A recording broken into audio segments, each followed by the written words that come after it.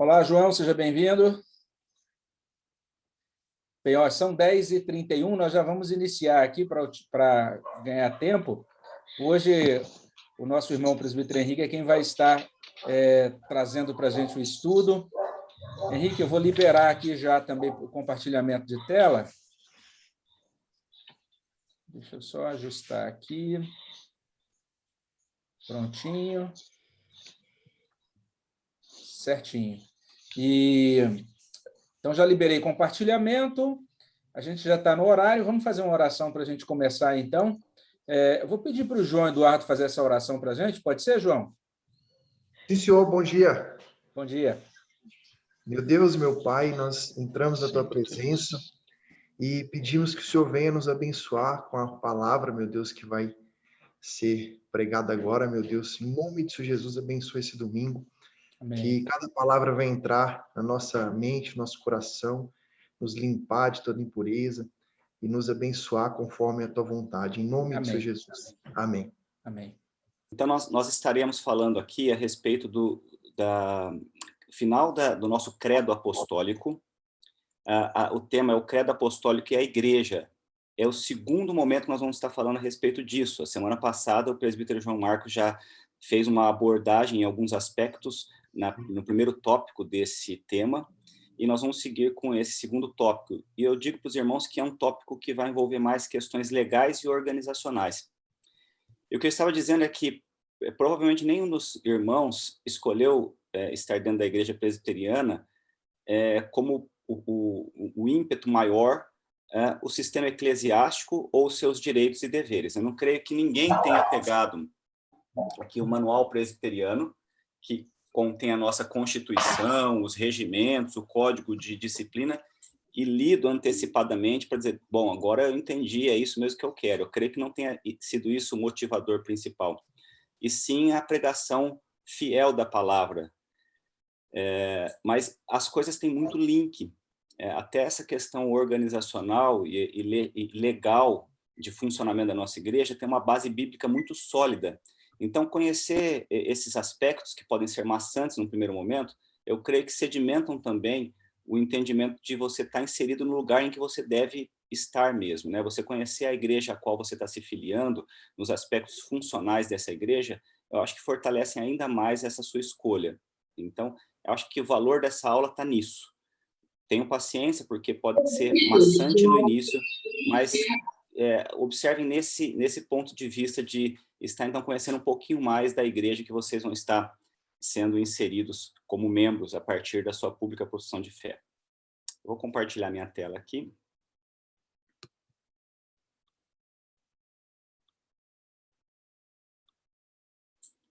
Tá compartilhada?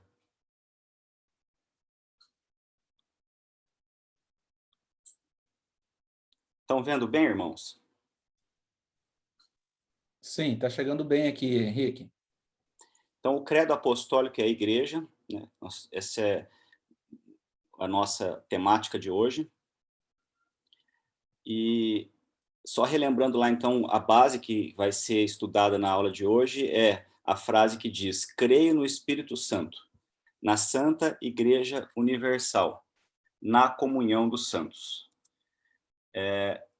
Eu vou só retomar um pouquinho a respeito do que o João Marcos já disse na semana passada, e para que a gente relembre alguns pontos que eu creio que serão essenciais para nós desenvolvermos o nosso raciocínio em relação às questões organizacionais da nossa igreja. Então, João, não é de maneira nenhuma para trazer novo entendimento sobre o que você colocou, mas só relembrar aquilo que você colocou muito bem, muito claro para a gente a semana passada. Então, o João falou sobre a igreja universal, que está aí citada nesse trecho do credo, né? A igreja universal é também chamada igreja invisível, e daí teve uma colocação do pastor na aula passada que foi muito pertinente e deixa isso muito claro, né? Ela é invisível aos nossos olhos. Nós realmente não sabemos e não conhecemos o coração. Então, essa verdadeira conversão, quem a conhece é o próprio Deus, mas ele realmente a conhece, ele sabe quem é a sua igreja. Tal designação decorre do fato dela ser composta pela soma de pessoas cujos nomes estão escritos no livro da vida. Então, ela é supradenominacional e ela é vinculada à conversão real aceitando Cristo como seu Senhor e Salvador, e a partir daí você então se convertendo, tendo uma reconciliação com o nosso Deus, tendo paz com Deus e desenvolvendo o seu processo de santificação até que, então, não mais escravo do pecado, você desenvolve esse processo de santificação até que você vai ser livre do pecado absolutamente na glorificação. Os salvos de todas as eras que não podem ser plenamente visualizados na atualidade, e nem por nós, e nunca poderão ser, porque nós não conhecemos o coração, mas Deus o conhece completamente, como nós podemos ler aqui no trecho da palavra do nosso Deus, em 2 Timóteo 2,19, que diz: Entretanto, o firme fundamento de Deus permanece, tendo este selo: o Senhor conhece os que lhe pertencem. Então, esse ponto é importante, nós entendemos sobre o que nós estamos falando na Igreja Universal, nessa frase do credo, e entender também que, apesar dessa Igreja Universal, que é invisível no sentido de nós não sabemos quem são quem realmente se converteu, e isso é um entendimento de conhecimento de coração, mas o nosso próprio Deus o sabe, é que essa igreja é visível no ajuntamento em comunidade, como a igreja local o é. Então, no Catecismo Maior de Westminster, na pergunta 62, a pergunta é: o que é a igreja visível? A resposta é: a igreja visível é uma sociedade. E daí esse ponto é importante para nós entendermos que, pelo fato de sermos uma sociedade, uma comunidade composta por todos quantos, nos tempos e lugares no mundo, professam a verdadeira religião juntamente com seus filhos, o fato de nós termos essa comunidade, essa sociedade, também traz um entendimento da necessidade de estarmos nos organizando e termos um sistema de regência sobre essa sociedade. Tá? Isso, então, faz um link com o que nós estaremos estudando hoje. Daí já aqui também o João colocou, o presbítero João colocou na semana passada esse primeiro artigo da nossa Constituição, né, a Constituição Interna da Igreja Presbiteriana do Brasil, que está naquele livro do Manual Presbiteriano, que eu mostrei para vocês no início da aula. E aqui esse primeiro artigo já traz bastante informações também a respeito da nossa estrutura organizacional. Então, vou relembrar esse artigo para os irmãos. A Igreja Presbiteriana do Brasil é uma federação de igrejas. Esse é um ponto bem interessante e nós vamos entender que tem uma lógica total com o que nós vamos estudar na questão do sistema eclesiástico, que adota como única regra de fé e prática as escrituras do Antigo e do Novo Testamento. Outro ponto muito interessante, quando nós vamos falar sobre hierarquização de lideranças e obediência dos membros da igreja às lideranças que lhes são colocadas, outorgadas por meio de assembleia e eleição, que são subjugadas a essas autoridades à medida que elas estejam praticando as escrituras. Isso é muito importante também. Isso traz uma segurança muito grande, um conforto muito grande para nos submetermos a essas autoridades. Como sistema expositivo de doutrina e prática, a sua confissão de fé e os catecismo maior e breve.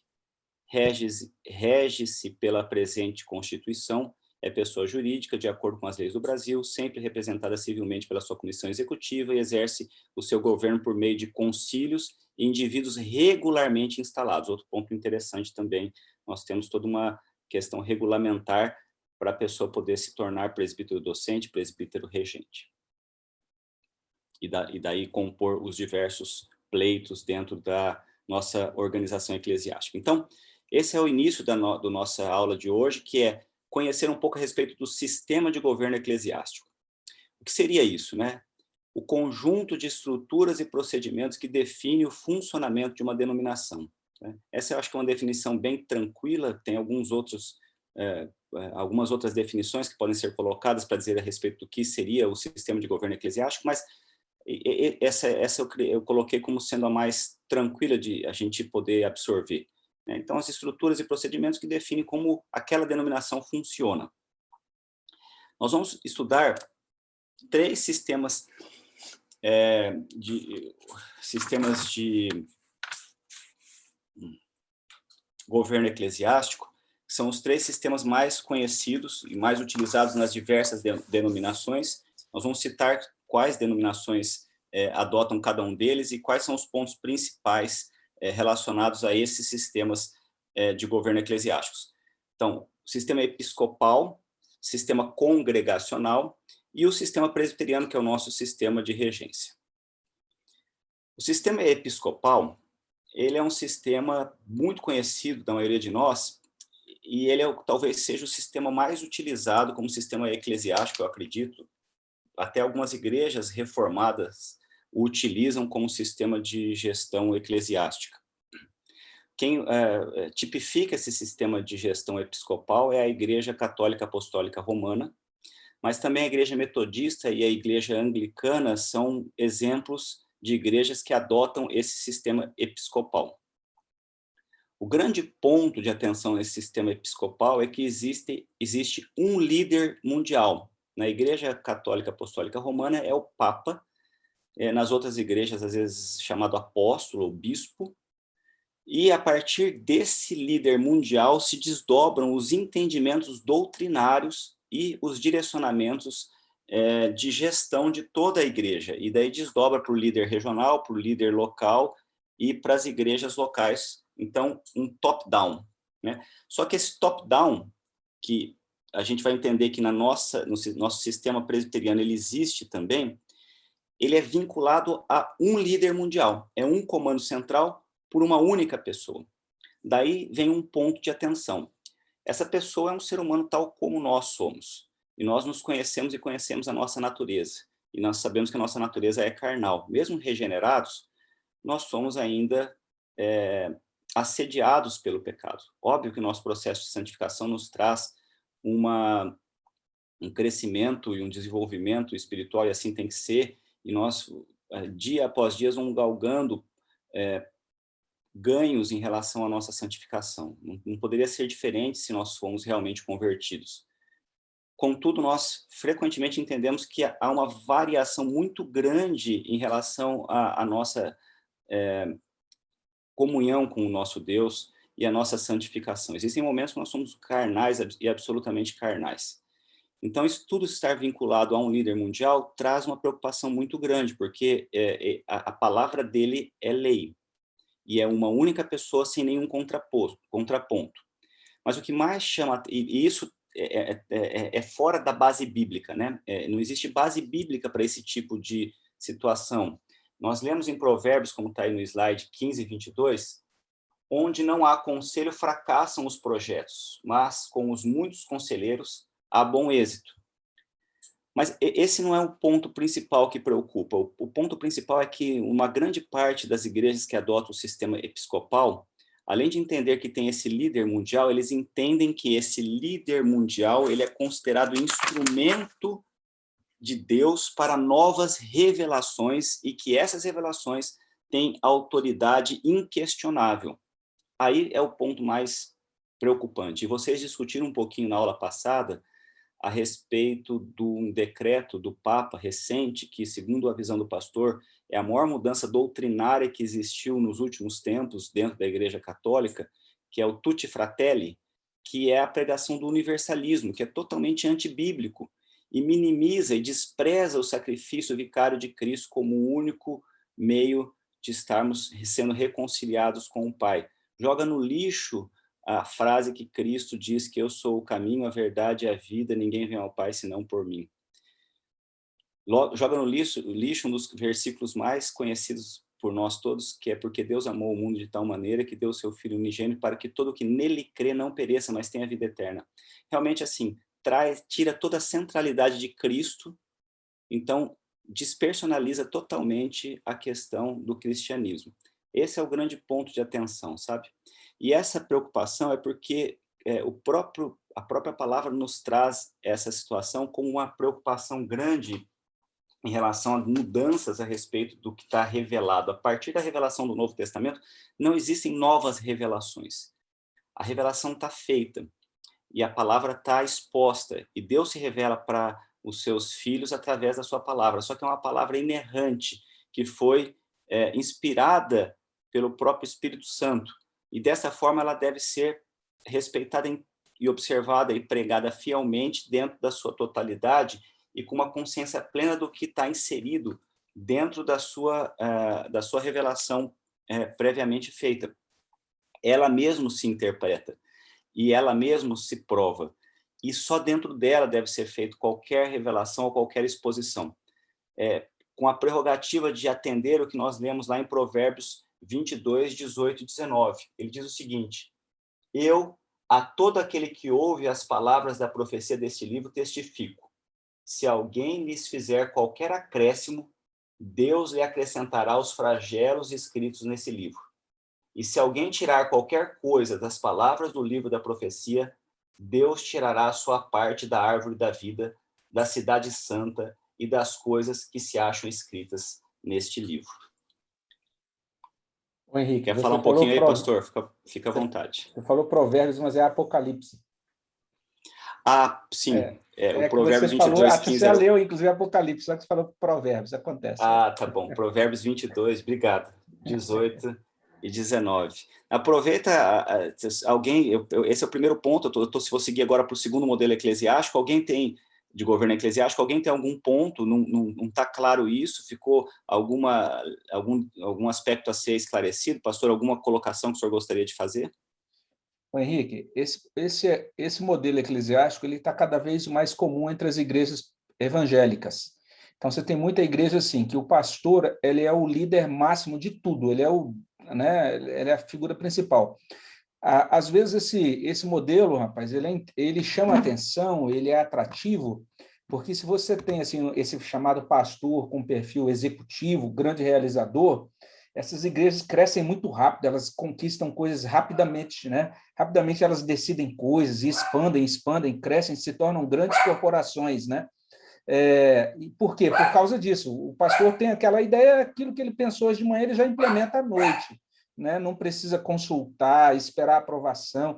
Ninguém é contrário a ele, porque todo mundo tem medo de contestar o ungido do Senhor, aquelas coisas, né?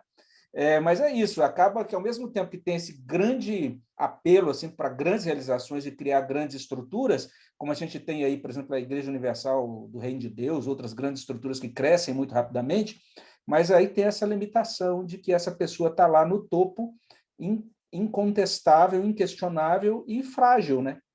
Porque ela não tem pessoas a quem se reportar, ela não presta contas a ninguém. Perfeito, pastor, excelente. Henrique. Ô, Luciano. Nesse aspecto, eu não sabia que a igreja metodista se enquadrava nesse aspecto de uma crença da infalibilidade na perspectiva do líder da igreja deles. Assim? Posso fazer observação? Lógico. Por favor. A metodista não crê assim como a anglicana também não crê assim, nem todas as igrejas episcopais acreditam que os seus líderes são instrumentos de nova revelação. O que a gente está dizendo aqui é que, nesse sistema, é muito comum a gente ter o líder principal, o líder da igreja, como uma pessoa inquestionável. E existem casos, sim, em que esses líderes até se denominam novos apóstolos, etc. O caso da própria Igreja Católica Apostólica Romana, e algumas igrejas de configuração mais neopentecostal que acreditam assim que esses líderes são instrumentos de revelação inquestionável. Na igreja anglicana e na igreja metodista, a gente precisa ressaltar que existe um líder mundial, vamos dizer assim, geral da denominação, mas existe um mandato. Então, não é aquele dono da igreja que fica lá a vida inteira. Ele lidera, fica como líder geral da igreja por um tempo, depois ele vai sendo substituído pelos seus pares, então é menos danoso, vamos dizer assim, né? É algo mais salutar do que... Então, existem gradações de episcopado, né? Tem episcopado mais torto, mais tendente a problemas, e outros que se aproximam mais, vamos dizer assim, de um equilíbrio, de uma lucidez. Nesse caso, as gestões da igreja anglicana, da igreja metodista, são menos problemáticas, mas ainda são episcopais. Então isso é enfatizando essa colocação de que realmente a revelação, como autoridade inquestionável, não é de todos os sistemas episcopais, mas de toda maneira a fragilidade do episcopal que a gente chama a atenção é o isolamento de um líder mesmo, sem você ter uma base estrutural de conselho, né? Não é isso, pastor? É isso. Toda vez que você tem um ser humano que ele detém um poder quase que absoluto, que ele não presta contas a ninguém, então ele está numa posição de perigo, ele está correndo risco, né? Então, esse é um grande problema, é um risco para ele e para a própria instituição. Perfeito. Eu vou seguir aqui, então, com o compartilhamento.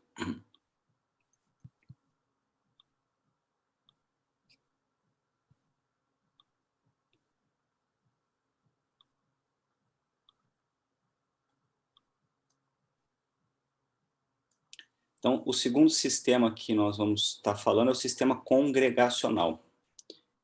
O sistema congregacional, exemplificando as igrejas que o adotam, a igreja congregacional, igreja batista. Aqui o desenho é bem legal, bem didático para entender esse sistema congregacional. Então, a igreja local e os seus membros são a autoridade nesse sistema congregacional. A autoridade de gestão e a autoridade em relação às decisões doutrinárias. A congregação é soberana. Então, tem um aspecto interessante, que daí você já começa a ver a questão da decisão ser colegiada, né, ser dentro de um conselho, mas tem um aspecto assim, que ela independe de um sistema hierarquizado, e decisões muito em relação à doutrina, que precisariam de um peso de entendimento a respeito da discussão daquele assunto, você inclui numa mesma tomada de decisão com voto que vale o mesmo, tem o mesmo valor, pessoas com grau de experiência e pertinência para falar sobre o assunto e pessoas que não têm essa experiência. Então, é o ponto que eu coloco aqui, democracia versus inexperiência. Então, muitas vezes você toma uma decisão sobre um assunto árduo. Nós discutimos alguns assuntos nessa pandemia em relação à Santa Ceia online, sobre alguns aspectos que a gente, como presbítero, lá no conselho, se sentia muito fragilizado. Então, graças a Deus que tínhamos os presbíteros docentes, os nossos pastores, que ali então trouxeram alguns entendimentos eclesiásticos e doutrinários mais sólidos para tornar a discussão mais agradável e madura e mais bíblica. Então, imagina que isso aconteça dentro de um cenário que tem pessoas ainda que estão engatinhando na fé e sem um entendimento claro sobre aquele assunto, votam da mesma maneira do que aquela outra pessoa que tem um entendimento mais de expertise sobre o assunto. Esse é um ponto a se destacar. O outro é da disciplina. Oi, pastor. Posso? Eu acho que só dar uma palavra sobre essa questão da independência das igrejas no sistema congregacional, que eu acho que é importante também. E só para entender isso, eu recebi, como membros da igreja lá em Brasília, um grupo, de repente chegaram 5 ou 6 famílias, de uma vez, num domingo. E aí, aquelas famílias estavam vindo de uma igreja congregacional. E o que aconteceu naquela igreja? Começou lá um problema, né, de uma irmã que se dizia profetisa, e começou a produzir uma série de coisas dentro da igreja, com o apoio de um dos pastores da igreja. E aqueles irmãos, então, né, falaram, isso não é bíblico, isso que ela está fazendo aqui está errado. Aí foram recorrer à convenção, porque aquela igreja era uma igreja que participava de uma convenção. Quando chegaram no líder da convenção, o líder da convenção perguntou, escuta, o que a maioria da igreja está dizendo? Aí eles disseram, não, a maioria está apoiando essa profetisa. Aí o presidente da convenção falou, então a gente não pode fazer nada. Se a maioria da igreja está apoiando esse movimento, então a igreja ela é independente, ela não pode ser questionada na soberania local delas. Aí chegou esse grupo lá na nossa igreja presbiteriana, dizendo, nós estamos querendo nos filiar à igreja presbiteriana, que nós queremos participar de uma igreja que, se houver uma heresia na igreja local, tenha uma instituição superior que venha fazer uma intervenção e corrigir isso. A igreja presbiteriana é assim, aí a gente teve alguns encontros com eles falando sobre o sistema de igreja. Você lembra que você falou no início? Nunca vi gente que mudou de igreja por causa de sistema. E esse grupo veio por conta do sistema. Eles disseram, queremos saber se nesse sistema de vocês, se o pastor ficar doido, sei lá, a maioria começar a seguir uma doideira, tem alguém a quem a gente recorrer? Aí que a gente explicou que tem presbitério e tal. Aí eles se filiaram à igreja presbiteriana, e um deles, inclusive, se tornou presbítero da igreja, né? Mas, assim, é interessante isso, quer dizer, o fato da igreja ser independente, não prestar contas a outras igrejas, e a diferença da nossa igreja ser uma federação de igrejas. ou seja, a nossa igreja não está sozinha, ela está ligada a um presbitério e a própria igreja local presta contas também a esse presbitério. Excelente, pastor. O Henrique, Oi. e é interessante ressaltar que essa diferença na igreja presbiteriana é a identidade da igreja também, né? Não sei se você concorda com esse ponto. Quando alguém que vem de uma outra denominação, que hoje tem diversas denominações e diversos modos de igreja, de liderança, de forma de entender a igreja, quando a pessoa vem para a igreja presbiteriana, esse modo de ser igreja presbiteriana é a identidade da igreja também, né? Muitas das vezes, em outros modos de igreja, eles não entendem essa questão da identidade da igreja, nesses aspectos que está sendo tratado. Muito interessante esse pastor acabou de explicar. No nosso caso, é tão ligado à identidade que é o nome da igreja. Nós não temos a igreja do ministério do pastor Gilberto ou Misael, não, nós temos a igreja presbiteriana. O nome dela já está indicando qual é o sistema. Então, isso sistema é muito ligado à identidade. Né? Então, é isso. Então, o pastor, até eu tinha guardado um exemplo bem antigo disso que o senhor falou, para tipificar a independência da tomada de decisão, as igrejas locais terem a sua independência em relação aos entendimentos, lá da época do puritanismo, final dos anos 1700, comecinho dos anos 1800, lá nos Estados Unidos, quando teve o primeiro avivamento, algumas igrejas, capitaneadas pela igreja de Boston, começaram a entender que a doutrina da Trindade não era real e começaram a adotar o unitarismo. E isso foi o que o senhor colocou, né? Daí foi levado à instância superior, mas o entendimento da igreja local era esse, então seguiu-se assim e se influenciou várias igrejas nos Estados Unidos com esse entendimento equivocado e não tinha para onde se reportar, e de uma base de uma doutrina que é fundamental para o nosso entendimento doutrinário, para desdobrar várias outras doutrinas, né? Então, esse era o exemplo aqui da maioria, muitas vezes entendendo de forma inadequada.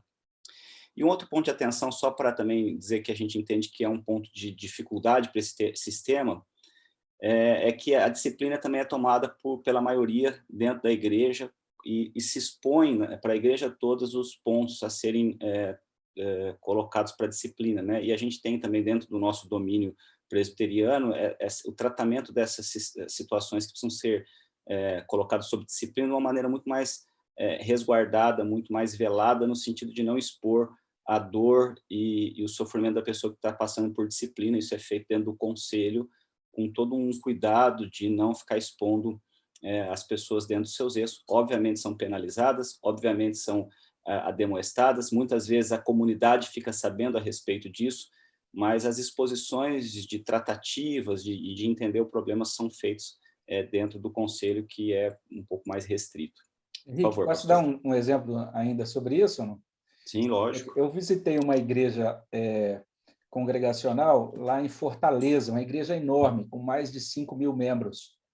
E aí o pastor explicando, a disciplina aqui a gente faz da seguinte maneira: a pessoa, se ela comete um erro, então a gente busca não expor muito essa pessoa. Ao invés dela ter que confessar o erro diante da igreja no domingo, ela tem que confessar no culto de quarta-feira. Então, a pessoa vai lá diante da igreja no culto de quarta-feira e confessa o pecado diante da igreja, e a igreja vai ter que dar o parecer sobre aquilo, né? Mas o culto de quarta-feira tem pouca gente, só tem 800 pessoas. Eu fiquei pensando, puxa, já pensou uma pessoa chegar diante de 800 pessoas, confessar, gente, eu pequei, fiz isso, isso e isso. Então, esse é algo que a gente realmente considera bastante sensível no sistema congregacional. A disciplina sendo exercida por toda a congregação é algo bastante sensível. Obrigado, pastor.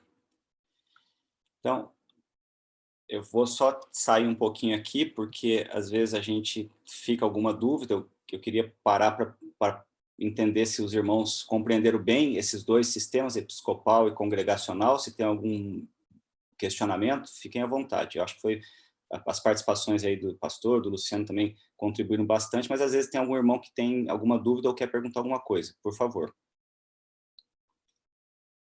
Então, Qualquer momento vocês podem interromper para a gente esclarecer isso aí e aproveitar os experts da sala aqui, que eu tenho a ajuda de vários universitários aí, pastor, João Marcos, Luciano, o Robson. Então, nós estamos aí bem servidos hoje aí para poder colaborar com a nossa aula.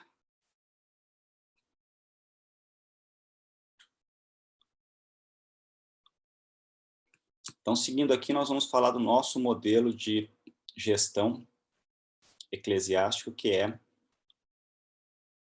o sistema presbiteriano.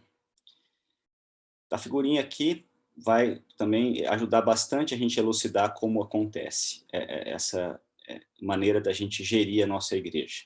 A igreja local tem um conselho, formado por pastores e presbíteros. Os pastores são presbíteros entre presbíteros, isso é um ponto importante. Na aula passada, o pastor Misael deu um exemplo que ligaram para ele uma vez pedindo para falar com o dono da igreja, e ele disse que, então, se a pessoa tivesse um tempinho, ele podia estar orando ali mesmo e falando com Jesus que ele era o dono da igreja. E é para ver a confusão que existe no meio evangélico, muitas vezes tomada por aquele modelo episcopal que tem um dono da igreja, tem um líder centralizador, né? Mas aqui é presbítero no meio de presbítero. Presbítero docente são os pastores. Presbíteros regentes são os presbíteros eleitos pela Assembleia, compõem o conselho da igreja local, que se remete a um presbitério que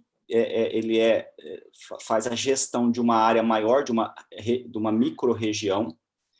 Dos membros do presbitério formam-se os membros do sínodo, representantes dos presbitérios formam o sínodo. O sínodo é uma macro-região, que vai se reportar ao Supremo Concílio, que são os representantes dos sínodos e presbitério que acabam ocupando as cadeiras do Supremo Concílio e que faz a gestão nacional. Pois não, pastor? Só indicando que no nosso sistema é tão interessante, por exemplo, você tem no conselho, em todos os concílios é assim, tá? O presidente do conselho, o presidente de presbitério, o presidente de sínodo, o presidente do Supremo Concílio, todos funcionam assim. Os presidentes, eles são moderadores, eles não têm voto. Então, isso é importante entender. A não ser que seja uma situação de exceção, que a gente chama aí que é chamado voto de Minerva, né? Se um concílio, na hora da votação, ficar empatado, vamos dizer assim. Mas, de modo geral, por exemplo, eu sou o presidente do conselho da nossa igreja. Então, eu posso até propor alguma coisa ao conselho, mas quem votam são os pastores auxiliares têm voto e os presbíteros têm voto, mas eu, como presidente do conselho, só atuo como moderador. Então, isso é importante entender como funciona. Eu acho isso bem interessante. Sim. Então, vamos lá. No sistema presbiteriano, o governo é representativo, que é justamente isso que nós colocamos. A Assembleia elege os seus representantes legais, ali, que são os presbíteros regentes, que, como o pastor já adiantou, no dia a dia, na rotina do conselho, são eles que vão votar e decidir, junto com os presbíteros docentes, pastores auxiliares, não o presidente tem um voto de Minerva, ele é o moderador, ele é o detentor da pauta, ele direciona as pautas, mas as pautas também são abertas. Sempre que nós nos reunimos, tem um item lá, outros assuntos propostos pelos irmãos, isso é muito interessante. Então, se algum irmão da igreja aciona um presbítero e precisa de uma coisa ser levada em pauta para o conselho, essa abertura é muito grande, muito fácil, é muito acessível isso. Esses assuntos são todos tratados ali em colegiado, isso é o mais importante. Então, as ideias são defendidas, os pontos de vista são colocados, nós oramos a respeito da decisão, e a decisão é colegiada. Isso é muito mais salutar, é muito mais agradável. E o nosso conselho transita já há alguns anos, eu estou há 6 anos no conselho, mas tem presbíteros ali de 30 anos, e a conversa que a gente ouve ali no meio do conselho é bem essa. É um conselho que tem um direcionamento muito coeso, no sentido de tomada de decisão em oração, e sem grandes tumultos e sem grandes dificuldades, porque realmente entende-se que é uma decisão colegiada e direcionada. A gente tenta viver nessa realidade de ser direcionado em nossos pensamentos pelo discernimento do próprio Espírito Santo. Então, a hora que a discussão de um determinado tema traz dificuldade, a prerrogativa que o pastor sempre direciona é: vamos parar, vamos colocar isso diante de Deus para a gente esclarecer e desanuviar as ideias e ter a tomada de decisão. Então, isso aí só fortalece um pouco o conceito de hora que você tem vários conselheiros, os projetos vão a êxito. E que você tem uma dificuldade muito grande quando isso é feito de uma maneira unitária, né? Com um líder isolado tomando essas decisões. E isso já vai para o segundo ponto, que eu estou dizendo que ele é conciliar. Isto é, as decisões são tomadas por equipes em concílios locais, que é o conselho da igreja, regionais, nos presbitérios e sínodos, ou nacionais, que são as decisões do Supremo Concílio. Esses dois pontos são importantes, representativo e conciliar. Pastor Misael, o nome Supremo Concílio também pode ser chamado de Concílio Maior? Na IPB a gente chama de Supremo Concílio. Outras denominações que também usam o sistema presbiteriano chamam às vezes de Assembleia Geral, Concílio Maior, mas o nome convencionado, vamos dizer assim, de uso geral na IPB é Supremo Concílio. Ainda que ele seja isso, ele está funcionando como o Concílio Maior, né, ou como a Assembleia Geral da Igreja. Ainda no sistema presbiteriano, as igrejas presbiterianas são federadas. Eu disse que a gente ia remeter lá ao que fala o artigo 1 da nossa Constituição, ligadas umas às outras. Isso traz também, se submete ao presbitério, se submete ao sínodo, se submete ao Supremo Concílio. Confessionais. Então, existem símbolos de fé, né? Nós citamos lá Catecismo Maior, Catecismo Menor, Confissão de Fé, e o próprio credo que nós estamos estudando nessa parte do nosso livro, são símbolos de fé ao quais nós nos submetemos em relação às nossas tomadas de decisões e entendimentos doutrinários. Questões práticas e doutrinárias são discutidas nos concílios à luz das escrituras e de tais símbolos, né? Então, isso é muito importante, no sentido de que nós estamos valorizando a palavra. Isso sedimenta um pouco o que o Luciano falou, e o que eu falei lá no começo. O entendimento desse sistema presbiteriano fortalece ainda mais a nossa fé. Então, eu entendia que a gente poderia procurar a igreja presbiteriana pela fidelidade à palavra. O pastor já deu exemplo que teve gente que já procurou até pelo motivo de como funciona a questão organizacional, mas independente disso, o conhecimento da questão organizacional, acho que só solidifica a escolha que vocês estão fazendo ao professar a sua fé dentro da igreja presbiteriana. O senhor queria contribuir, pastor? Fica à vontade. Então, como nós já adiantamos, nós temos dois tipos de presbíteros dentro da nossa regência local, que são os presbíteros docentes, que são os pastores, o pastor titular e os auxiliares ou auxiliar, e os presbíteros regentes. Para vocês conhecerem um pouquinho da nossa estrutura local, esses são os nossos presbíteros docentes, o pastor titular é o pastor Misael e o pastor auxiliar, o pastor Gilberto. E aqui estão os nossos presbíteros regentes.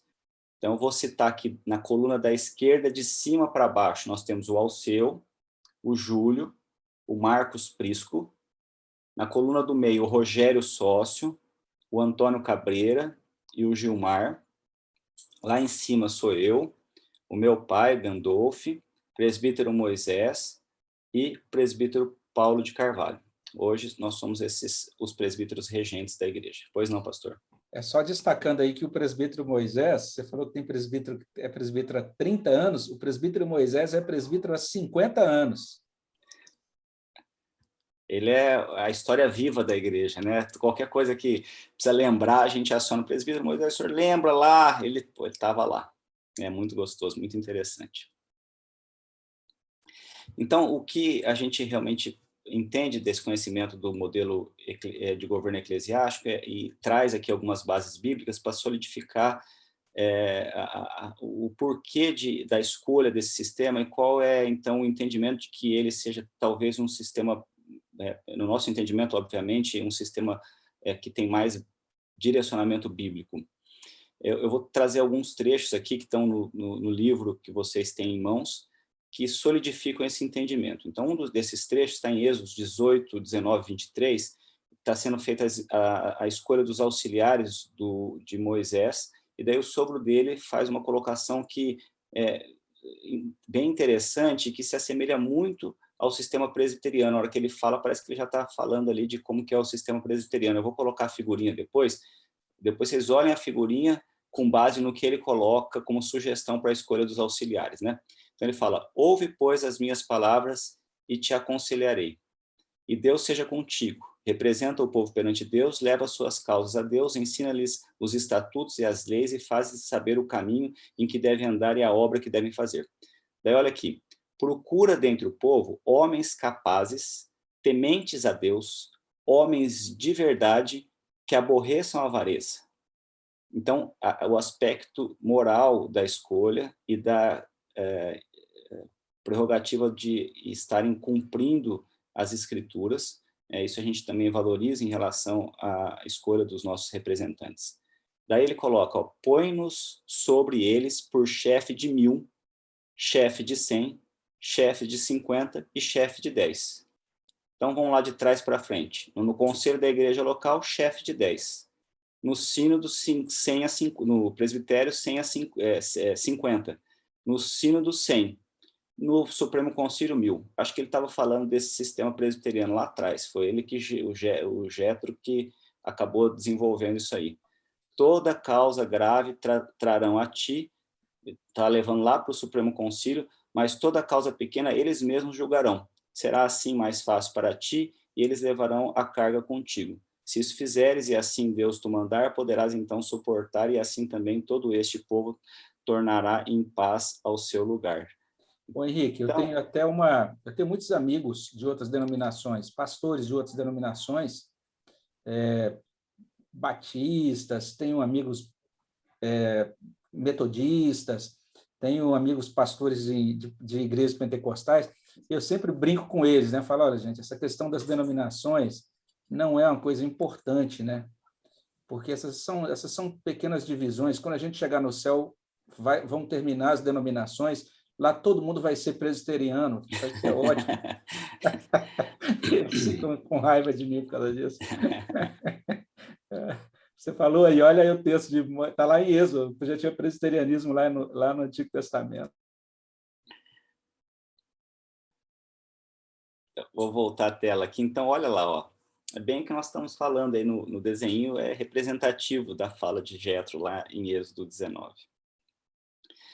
E aqui algumas coisas, alguns trechos que também contribuem para o entendimento que nós temos em relação à eleição de presbíteros docentes e presbíteros regentes, compondo o conselho local, e assim esses conselhos locais vão compondo os conselhos presbitérios, sínodo e Supremo Concílio.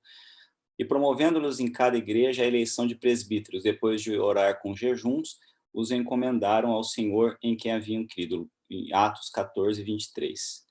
Em Atos 20, 28, atendei por vós e por todo o rebanho sobre o qual o Espírito vos constituiu bispos para pastoreardes a igreja de Deus, a qual ele comprou com o seu próprio sangue. Então, na questão organizacional da igreja primitiva, a gente já tinha esse entendimento da necessidade de bispos ou pastores docentes pastoreando a igreja e de presbíteros dando suporte em relação ao ensino e ao acompanhamento desses novos irmãos. Pois não, pastor? Um detalhe até aí linguístico importante, aqui em Atos 20, você vai encontrar assim que Paulo se reúne com os presbíteros da igreja. Aí, quando ele se reúne com os presbíteros, ele diz para os presbíteros que o Espírito constituiu a eles como bispos. Ou seja, fica claro que no Novo Testamento a palavra presbítero e os termos presbítero e bispo são sinônimos. Eles só divergem em termos de nuance do ponto de vista de atribuição, porque a palavra bispo significa aquele que supervisiona, ou seja, está destacando que o papel dos presbíteros, desses anciãos da igreja, é exatamente esse papel de supervisionar, de pastorear a igreja. Então, se alguém pergunta, a igreja presbiteriana tem bispo? Fala: rapaz, lá na nossa igreja tem 10. Ou seja, os presbíteros todos são bispos, são supervisores, porque esse é o significado que é dado à palavra bispo. Obrigado. Em 1 Pedro 5, 1 e 2, nós lemos: rogo, pois, aos presbíteros que há entre vós, eu presbítero como eles, presbíteros entre presbíteros, e testemunha dos sofrimentos de Cristo, e ainda coparticipante da glória que há de ser revelada. Pastoreai o rebanho de Deus que há entre vós, como Deus quer, nem por sorte da ganância, mas por boa vontade. Então, esse aspecto de colegiado, de o conselho tomar as decisões de uma forma democrática, é importante, e daí o papel dos presbíteros regentes,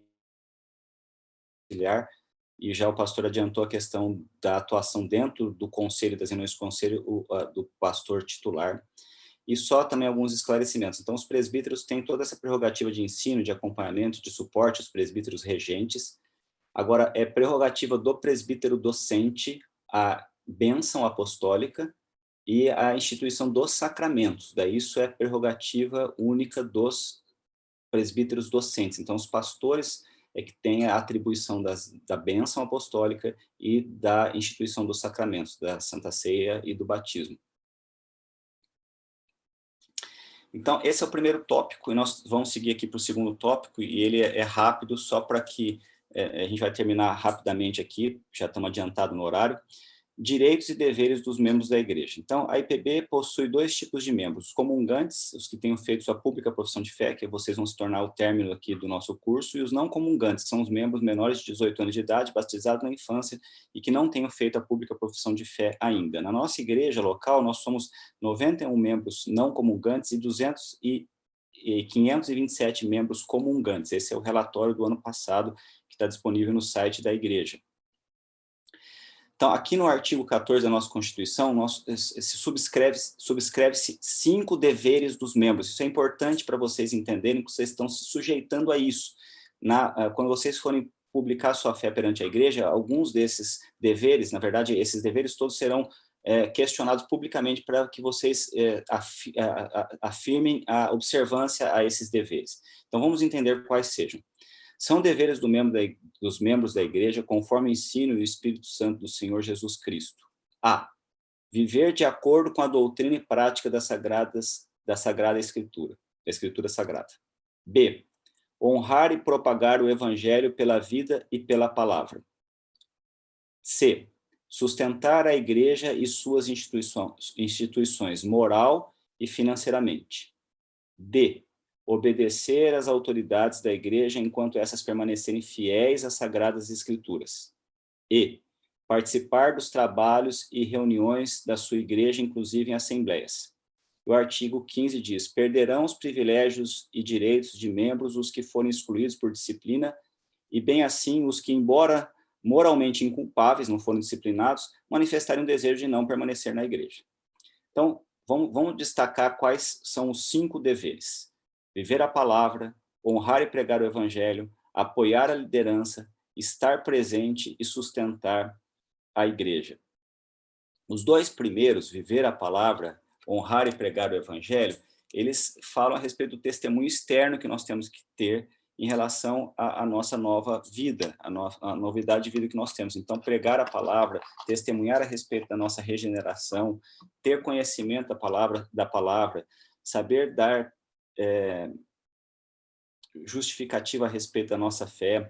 Então, esses são deveres que nós devemos desenvolver como obrigações, tornando-se membro, como prerrogativa de um membro da Igreja Presbiteriana. O terceiro, que é sustentar a igreja, apoiar moral e financeiramente, fala a respeito do apoio em relação à igreja no sentido de que ela é uma igreja falível, ela é uma igreja composta por seres humanos que, apesar de regenerados, continuam ainda pecando. Existem situações que vocês vão vivenciar na vida da igreja de erros e falhas entre os irmãos, entre as suas lideranças, e que isso tem que ser tratado, isso tem que ser administrado, mas o entendimento que esse apoio moral ele deve existir no sentido de você caminhar junto com a sua igreja, obviamente não tapando o sol com a peneira, expondo as dificuldades, expondo os erros, tratando esses erros, levando aos concílios superiores se necessário, mas entendendo que você tem que lutar pela sua igreja, no sentido de apoio moral. Em outro sentido, que isso causa alguma celeuma em determinadas pessoas, depois eu quero entender se esse entendimento é claro para os irmãos que estão aqui na classe, que é o apoio financeiro. A igreja tem gastos com as cédulas dos pastores, gastos com energia, com limpeza, com vários atributos financeiros, manutenção da chácara. Então, por isso vocês são os membros da igreja, a Assembleia como um todo é colocada rotineiramente a par desses gastos, elege-se dentro do conselho tesoureiros para cuidar disso, elege-se uma comissão de apoio financeiro para poder tomar par desse orçamento, entender que esse orçamento está sendo cumprido e está sendo administrado de forma coerente para os tesoureiros, e depois leva-se a conhecimento da Assembleia para que ela aprove. Mas um ponto que eu queria dizer é a instituição do dízimo como a prática de apoio financeiro à igreja. Tem toda uma base bíblica para isso, eu citei alguns versículos que dão base bíblica para esse entendimento a respeito do dízimo, em Malaquias 3, 8 a 10, é o texto mais conhecido a respeito do dízimo, Provérbios 11, 24, 2 Coríntios 9, 7. Entender também que isso faz uma sustentação de toda a estrutura hierárquica superior a nós. Então, 10% que nós arrecadamos dos tributos dizimáveis, eles são passados para o Supremo Concílio. Então, a prestação de conta à comunidade, a prestação de conta ao presbitérios e ao Supremo Concílio, elas são recorrentes. O apoio financeiro dos irmãos para a manutenção da igreja através do dízimo ela é essencial e prerrogativa e dever dos membros. E esse entendimento tem que ser bem claro e bem tranquilo no coração dos irmãos que se submetem aqui à pública profissão de fé. Eu vou só seguir para a gente terminar esse entendimento, e vou abrir para os comentários, que eu sei que deve ter bastante comentário disso, aqui nós estamos chegando no nosso horário, senão a gente não termina. O quarto é obedecer às lideranças, mas sempre na prerrogativa de que essas lideranças estejam sendo fiéis à palavra. Isso traz um conforto a nos submetermos a essas lideranças. E o quinto mandamento é participar da vida da igreja, estar presente nas atividades da igreja, inclusive nas atividades administrativas, em que vocês, então, tomam parte como a decisão maior, a Assembleia é a decisão maior dentro da igreja em relação ao direcionamento administrativo da igreja, financeiro da igreja. Isso tem uma Assembleia Geral Ordinária anual e assembleias extraordinárias que, à medida que o Conselho precisa submeter alguma coisa à aprovação da Assembleia, ele convoca esses encontros. Então, só concluindo, e daí nós vamos abrir e podemos voltar naqueles pontos. O sistema presbiteriano tem base bíblica sólida, isso para mim é bem claro, e nós vimos lá em Êxodo, o Jétro falando já naquela época a respeito de como o sistema presbiteriano tem uma base bíblica, e depois nós vimos vários outros textos trazendo base para esse sistema presbiteriano. Ao tornarem-se membros, vocês assumem deveres, os 5 deveres, e adquirem direitos de serem votados, de votarem, de tomar a Santa Ceia, e vão ser questionados a respeito disso. Eu acho que os 2 pontos de questionamentos assim, que são interessantes a gente só ressaltar, para vocês poderem estar pensando se existe alguma dificuldade agora nós discutirmos nesse briefing após a exposição, vocês prometem mais que como membros da igreja, isso é uma sequência da fala do pastor quando ele for arguir vocês lá na pública profissão de fé, que como membros da igreja se sujeitarão às autoridades nelas constituídas por seu ensino e governo enquanto forem fiéis às Sagradas Escrituras? Alguém tem dúvida ou problema em entender sobre ser dizimista? Esses são os 2 pontos que eu acho que talvez possa trazer alguma implicação para a gente poder estar discutindo e debatendo agora no final. E só então voltar lá atrás para a gente deixar em mente os deveres, né? Viver de acordo com a doutrina e a prática da Escritura Sagrada, honrar e propagar o Evangelho pela vida e pela palavra, testemunho e falada, sustentar a igreja em suas instituições moral e financeiramente, obedecer às autoridades da igreja enquanto essas permanecerem fiéis às Sagradas Escrituras e participar dos trabalhos e reuniões da igreja, inclusive em assembleias. Então, eu corri um pouquinho no final por causa do tempo, vocês me desculpem, mas para a gente ter um pouquinho de uns momentos de discussão aqui, que eu acho que é o que acaba valorizando mais a aula do que tudo. Na verdade, foi o que valorizou muito, as contribuições de todos, eu agradeço, pastor, Luciano e todos que contribuíram aí, porque eu acho que é o que torna a aula mais palpável, mais rica, se acaba acrescentando várias outras colocações que não foram abordadas, e isso enriquece bastante. Obrigado a todos, e eu vou tirar o compartilhamento para a gente poder bater um papo.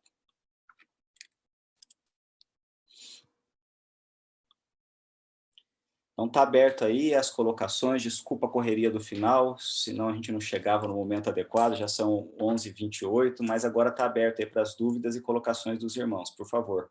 Vamos aproveitar aí a nossa sala enriquecida de professores para a gente tirar as dúvidas e e ficar bem à vontade em relação a esse tema, que, como eu disse no começo, tem um certo dificuldade, é um pouco árduo, porque é lei, é organizacional, é administração da igreja, mas vocês viram que tem uma base bíblica e solidifica também a escolha de vocês como membros da igreja presbiteriana. Então, eu vou me calar aqui um pouquinho para ouvir o que os irmãos têm para falar.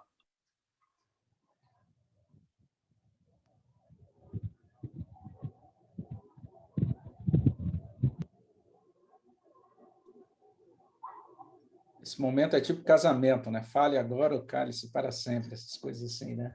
Me traz sempre a dúvida se foi muito claro ou muito difícil de entender, sabe, pastor? Não sei se qual das duas opções que... Eu acredito que foi bem clara a tua aula. Obrigado, João. Fala, João Eduardo, você ia falar, por favor. Eu acredito que a importância, né, do sistema presbiteriano nessa estrutura, né, para organizar e ter um controle melhor, porque eu acho que sem ele, a exemplo, né, de outras igrejas, acaba virando uma empresa mesmo que tem que estar constantemente criando novos produtos, novas campanhas, vamos dizer assim, novos atrativos para chamar a atenção das pessoas, né? Então, eu acredito que é fundamental essa organização. Perfeito, João. Obrigado.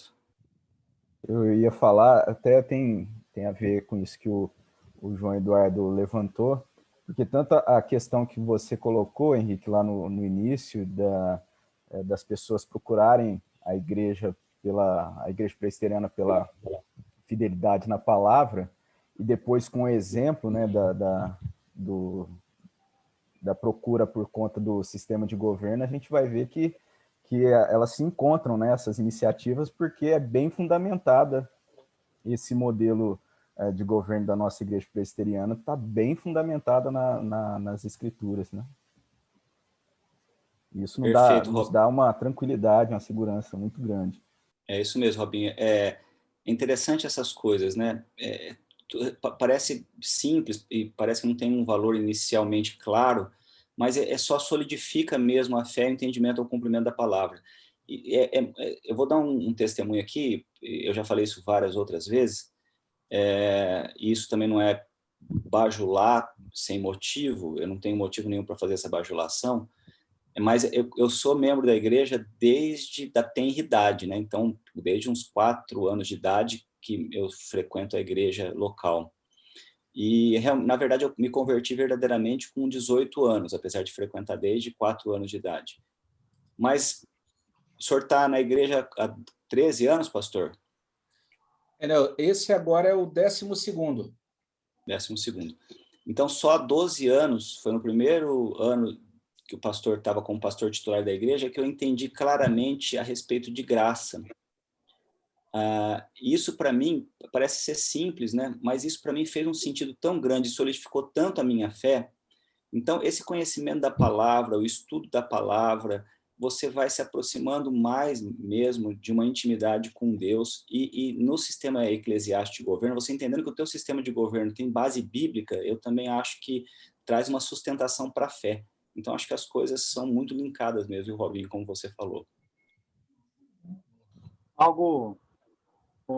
Henrique, algo do que foi tratado aqui, que às vezes muitas pessoas que vêm de outros sistemas de denominação, outros sistemas eclesiásticos, às vezes pontuam, questionam, às vezes questionam, talvez o pastor, eu não sei, talvez os presbíteros, eu não sei, mas às vezes é comum esse tipo de questionamento, de conversa, de pergunta,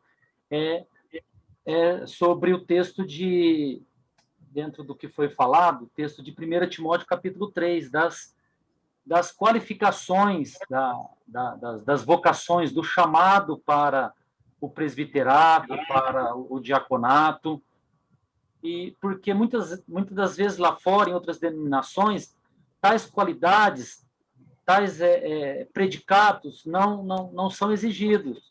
Às vezes as pessoas que vêm para o presbiterianismo perguntam assim, mas o que é preciso para ser pastor? O que é preciso para vir a ser presbítero? Como que é o diácono? Quais são as qualificações do diácono? esse texto não foi apresentado como base, mas outros textos como base muito bons foram apresentados, mas um texto principal de 1 Timóteo capítulo 3, né, das qualificações do presbiterado, as qualificações gerais dos diáconos, do pastor, ali que Paulo fala com o jovem Timóteo, as qualificações da liderança, é bem específica aqui, né, no texto de 1 Timóteo capítulo 3. É isso mesmo, Luciano. Mais uma vez é isso, né? Solidificando a base bíblica do nosso sistema eclesiástico. A gente traz isso como prerrogativa. Quando o pastor dá abertura a uma assembleia para eleger oficiais, presbíteros e diáconos, ele remete a esse texto.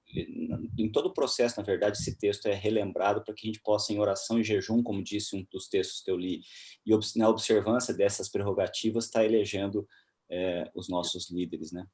Porque muitas das vezes as pessoas, às vezes, deixam suas igrejas por tantos motivos, mas deixam suas igrejas também pela fraqueza doutrinária, tanto da denominação quanto dos seus pastores, dos seus líderes.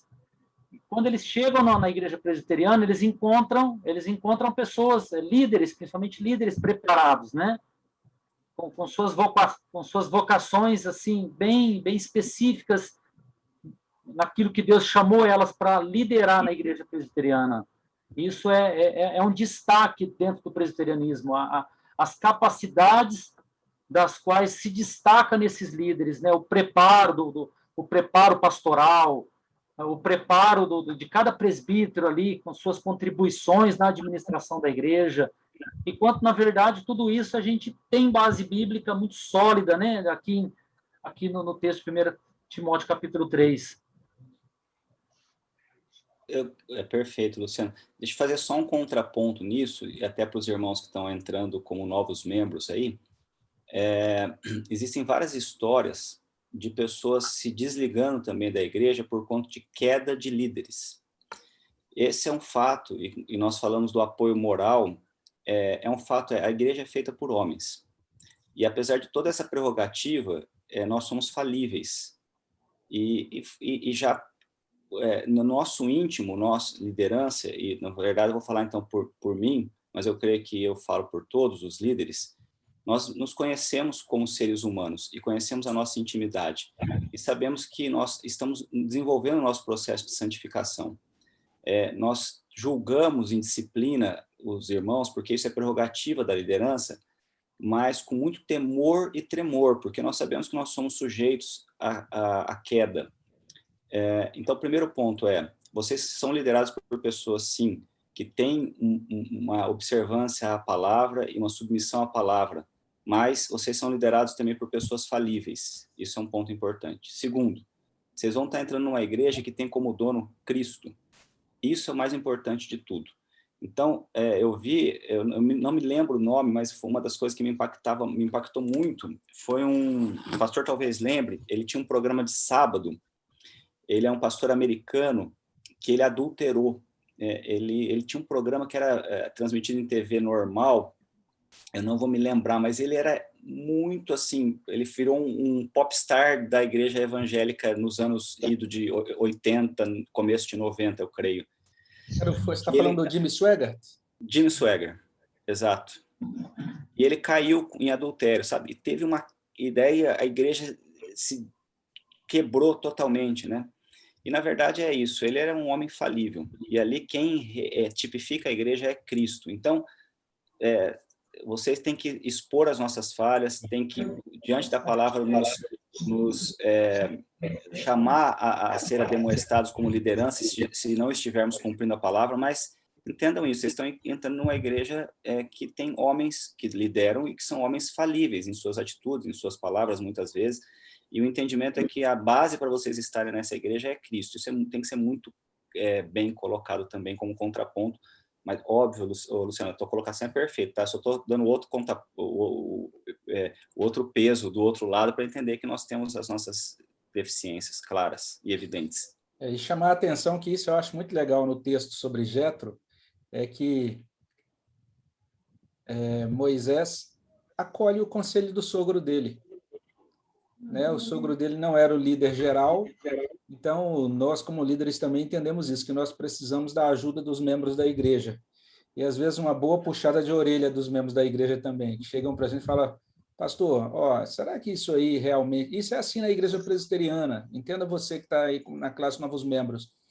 Se você vê na minha vida, na vida de outros pastores ou de qualquer presbítero do nosso conselho, alguma coisa que está fora da palavra ou da constituição da igreja ou das leis da igreja, você, no exercício da sua cidadania presbiteriana, você pode chegar e dizer: pastor, será que isso o senhor está fazendo, orientando, realmente é isso mesmo, de acordo com o artigo tal, capítulo tal, do nosso regimento, ou da nossa Constituição? E isso vai me fazer consultar, e se a gente tiver errado, a gente tem que ter essa humildade de dizer: olha, precisamos corrigir isso, e também, obrigado aí, porque você está me ajudando a ver, às vezes, um ponto falho aí, né? A gente não estava enxergando determinada coisa, e com isso a gente vai aprendendo, funcionando como corpo de Cristo, e mutuamente ministrando uns aos outros. Os líderes precisam das orações serem ministradas por vocês, porque isso que o Henrique falou é verdade. Na igreja presbiteriana, da pessoa que não tem nenhuma função até o pastor, todos somos pó, né? Como o reverendo Devani pregou lá na primeira pregação sobre o aniversário da igreja. Somos todos pequenos e todos dependentes da graça de Deus, né? Ok. Eu queria só observar que eu acho legal nesse sentido de que você vai percebendo nesse estudo que a entrada na igreja é um ato voluntário. Então, você é quem vai dizer: eu quero assumir esses compromissos. E também a saída da igreja é um ato voluntário. Não sei se você viu lá quando falou de disciplina, que as pessoas também, quando entendem assim: eu não me identifico com esses valores, com essas crenças, com isso que é exigido pela igreja, elas podem simplesmente chegar para o conselho e dizer: olha, assim como eu vim e pedi para entrar, eu estou aqui só comunicando que eu estou saindo e tal. Então, a igreja não força as consciências dos seus membros. Os seus membros de livre consciência decidem: eu me identifico com essas verdades, me identifico com essas normas da igreja, e agora estou me tornando membro dela. E a gente entende que, assim, o Espírito Santo é quem vai guiando, né, cada indivíduo, e também é quem vai guiando a vida da igreja no que diz respeito à sua composição, né, os membros que vão chegando, que também vão passando por aqui, às vezes entendendo que tem que ir para outro lugar, mas nós entendemos que, no fim das contas, até foi uma das conversas que a gente teve no conselho ano passado, né? O que vai acontecer com a igreja na pandemia? Será que a gente vai perder membro? O que as outras igrejas estão fazendo? Quais as estratégias? E a gente colocou lá: olha, como bons presbiterianos, nós entendemos que, no fim da pandemia, vão estar como membros da igreja exatamente as pessoas que Deus decretou na eternidade para que estivessem. Então, Deus é o Senhor da igreja, é Ele que vai definir quem é que fica na igreja, é Ele quem vai sustentar a igreja na sua caminhada. É isso aí. Mais alguma pergunta? Senão a gente já podia finalizar. O que você acha, Henrique? Você gostaria de dizer mais alguma coisa? Não, acho que sim, pastor. Assim, vou abrir a câmera. Opa, está chegando alguma coisa aqui para mim. Eu não sei se é uma pergunta ou é o áudio que escapou de alguém chamando para o almoço. Eu acho que foi a Júlia que acabou abrindo o microfone sem querer. A Júlia tá, é a segunda opção, pastor. Acho que a segunda opção é mais viável. Né? Tá bom, gente. Então, vamos finalizar? Vamos orar, terminando. Eu vou pedir para o presbítero João fazer essa oração. Pode ser, João? Pode, pastor. Eterno e poderoso Deus, nós louvamos e bendizemos o teu santo nome por esse tempo tão precioso que passamos na tua presença e junto com os irmãos aprendendo a respeito do teu reino, da tua vontade, da tua palavra. Suplicamos, ó Deus, que o teu Espírito Santo esteja visitando o nosso coração, trazendo sobre nós consolo, paz, fé, alegria e esperança. Que a tua bênção esteja sobre cada um de nós e que possamos nesta manhã. Ajuda-nos, ó Deus, a termos uma vida agradável aos teus olhos, em nome de Jesus. Amém. Amém. Muito obrigado a todos aí pela presença. Nós vamos tirar a nossa foto aqui dos presentes na aula. Então, se você quiser sair na foto, é o momento. Vamos lá? Deixa eu só ajustar aqui enquanto você libera o teu vídeo, para que a gente possa capturar aí todo mundo. Então, vamos lá, vamos à foto. 1, 2, 3, agora! Errei. Vamos tentar de novo? Deu algum problema aqui. Espera aí. Sim, agora sim. 1, 2, 3, agora. Pronto, foto tirada. Deus abençoe a todos, um bom domingo aí para todos, gente. Deus abençoe. Bom domingo. Bom domingo. Fiquem com Deus. Bom domingo. Tchau.